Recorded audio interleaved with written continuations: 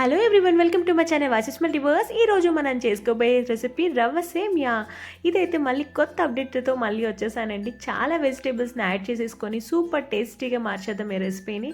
మీ favourite టిఫిన్స్లో కూడా ఇది add చేసేసుకోండి. చాలా ఈజీగా ఉంటుంది, చాలా ఎమ్మిగా కూడా ఉంటుంది.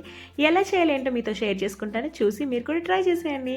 దీనికోసం ఒక ప్యాన్ పెట్టుకొని అందులో 1/2 టేబుల్ స్పూన్ గీ వేసి అది కరిగిన తర్వాత నేను 1 కప్పు సేమియాని తీసుకున్నాను. అది బాగా ఫ్రై చేసుకుందాం. అది కొంచెం కలర్ చేంజ్ అయిన తర్వాత 2 టేబుల్ స్పూన్ రవ్వను కూడా యాడ్ చేసుకొని ఈ విధంగా వచ్చినంత వరకు ఫ్రై చేయండి. అవంతా తీసి పక్కన పెట్టుకుందాం. ఆ తర్వాత అదే ప్యాన్లో 1 టేబుల్ స్పూను నెయ్యిని కూడా యాడ్ చేసి 1 టేబుల్ స్పూన్ ఆవాలను యాడ్ చేసుకోండి. ఆవాలు చిన్నగా వేగిన తర్వాత 1 టేబుల్ స్పూన్ శనాని అలాగే 1 టేబుల్ స్పూను మనము జీలకర్రని యాడ్ చేసుకొని మంచిగా ఫ్రై చేసుకుందాం.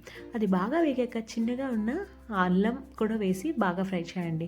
కొంచెం కరివేపాకుని అలాగే సన్నగా కట్ చేసుకుని ఉల్లిపాయలను కూడా వేసి కొంచెంగా ఫ్రై చేయండి. ఆ తర్వాత కొంచెం జీడిపప్పును కూడా వేయించండి. ఇందులో 1 టేబుల్ స్పూన్ సాల్ట్ని కూడా వేసి మనము ఆనియన్స్ త్వరగా వేగిపోతాయి. అది బాగా వేగిపోయిన తర్వాత 2 పచ్చిమిర్చిని కూడా ఇందులో యాడ్ చేసుకుందాం. పచ్చిమిర్చి వేసి మంచిగా ఫ్రై చేసిన తర్వాత మనం వెజిటేబుల్స్ని వేసుకుందాం.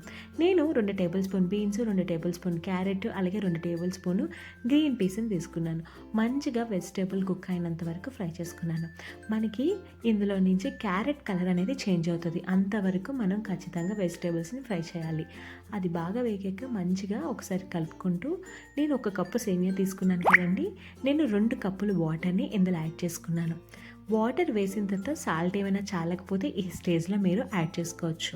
అది బాగా మరిగినంత వరకు మనము దీన్ని కలుపుకోవాలి. ఆ తర్వాత మనం ఆల్రెడీ ఫ్రై చేసుకున్న సేమియాని కూడా ఇందులో యాడ్ చేసుకొని మీడియం ఫ్లేమ్లో ఒక 3 మినిట్స్ కుక్ చేస్తే ఎంతో పర్ఫెక్ట్గా ఎమ్మిగా ఉండే మన వెజిటేబుల్ రవ్వ సేమియా రెడీ అయిపోయింది. మీకు నచ్చిందా? నచ్చితే మీరు కూడా ట్రై చేసి మీకు ఎలా వచ్చింది కామెంట్ సెక్షన్లో కామెంట్ చేయండి. నా ఛానల్ నచ్చినట్టు like and share and subscribe చేయండి. Thank you so much.